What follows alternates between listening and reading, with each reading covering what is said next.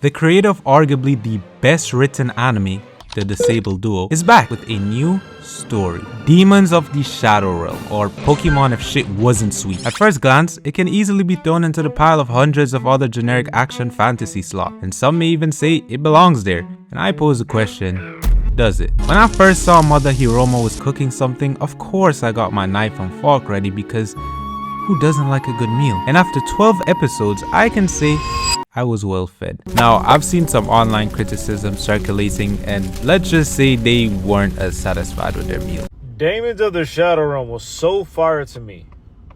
But after the first episode,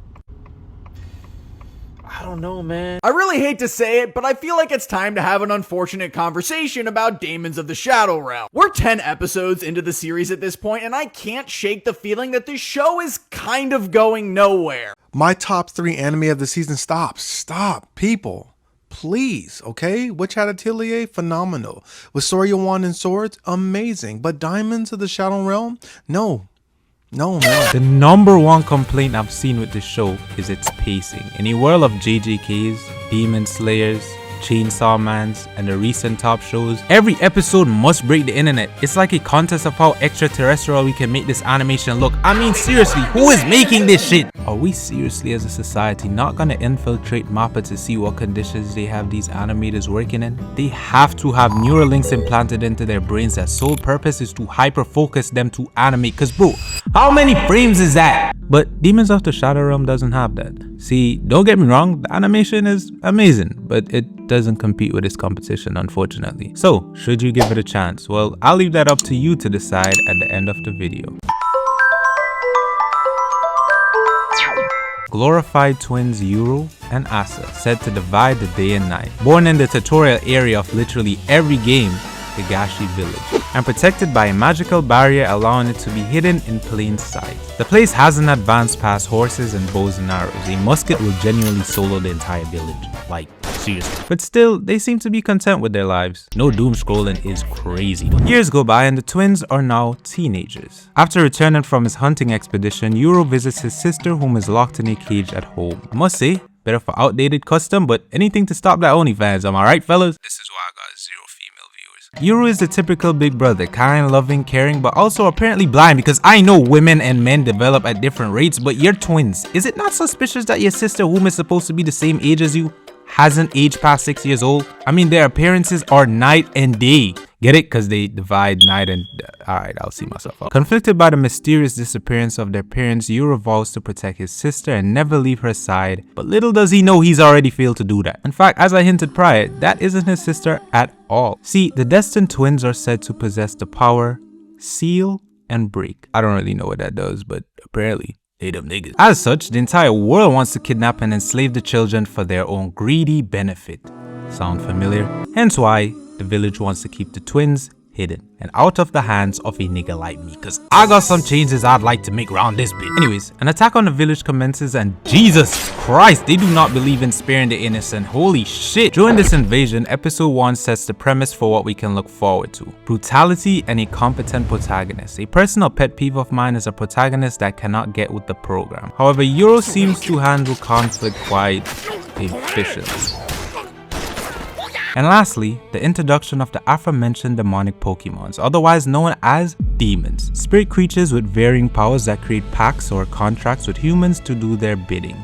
Dira, goat by the way, is also introduced and serves as the mouthpiece or mentor of the show, explaining what the fuck is going on to us while doing the same for the protagonist. He teaches Yuro how to get a glimpse of his birthrighted, is that a word, power by making him form a pack with his demons left and right. Not much is known about them other than the fact that they are 1,000 years old and they are specifically created to aid the gifted twins as well as their predecessors. Almost like a Jew being assigned a lawyer from birth. Will I get in trouble for making that joke? Left and right help Yuro save the villagers from the attackers who, plot twist or not, is actually led by his real sister who is trying to convince him to return to the outside world with her.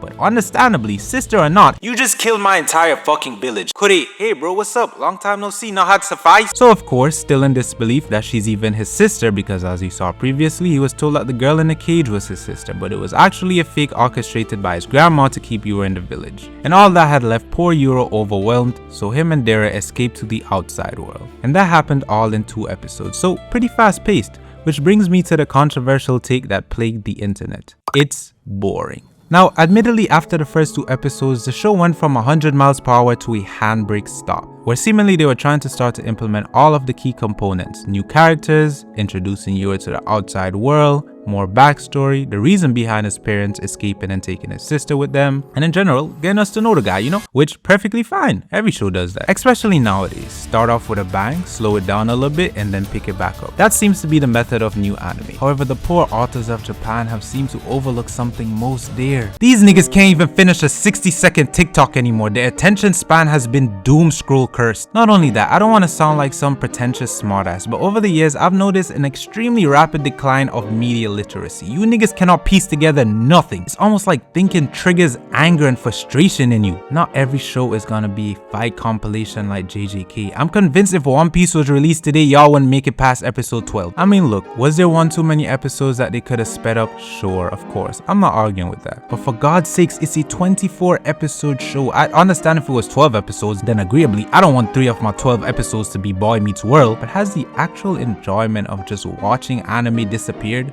I'm convinced if a show isn't clip worthy with most aura moments, or has a fight every episode it's seen as bad, y'all would not have survived that slice of life era. Like deadass, y'all need to go watch some slice of life for real, man, cause that shit gonna teach you to appreciate even a heated argument. You was looking for anything exciting. I fear that the instant gratification virus will ruin or force media on a whole to push out highlight reels instead of proper intricate stories.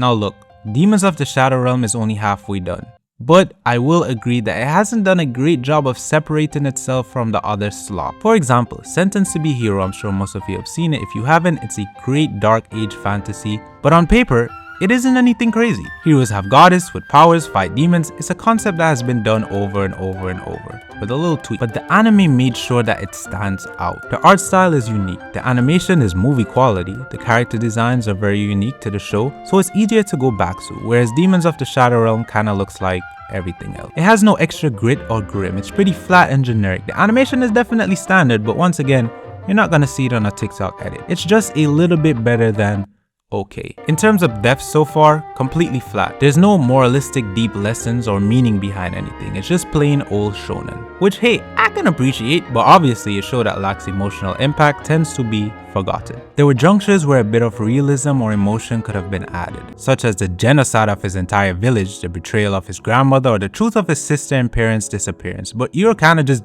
doesn't seem to give a flying fuck. And lastly, maybe a little bit of a nitpick, hopefully it's just a one and done thing, but bullets? Light work. Punches from pseudo gods that can withstand shotguns to the face and bite through helicopters?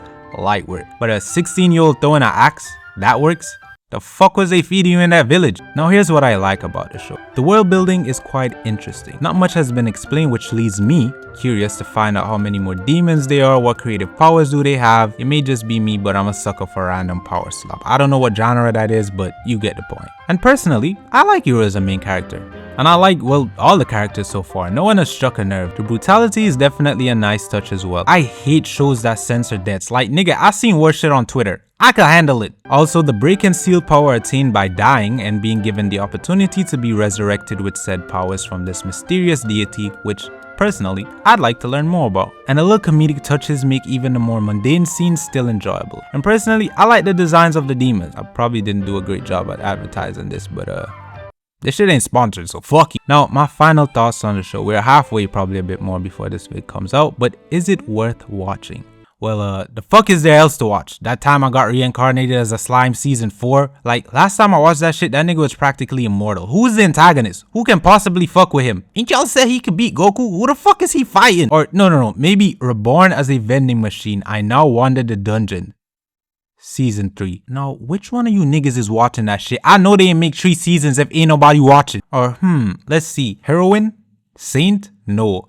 I'm an all works made and proud of it. What the fuck? Why is every anime a whole ass sentence? So my point is, I think currently, other than a few other shows, I think Demons of the Shadow Realm is one of the best currently airing shows at the moment. So if you got nothing to watch, give it a try. I'd give it a 6.5 out of 10. But once again, folks, we are only halfway. And don't forget, the author is responsible for the Mona Lisa of anime. Don't count her out yet. Shit, maybe we'll have Demons of the Shadow Realm Brotherhood. Anyways, like, subscribe, and comment any other anime you'd like me to watch. I can't keep up with these new releases, man. I feel like I'm missing out on peak, so let me know.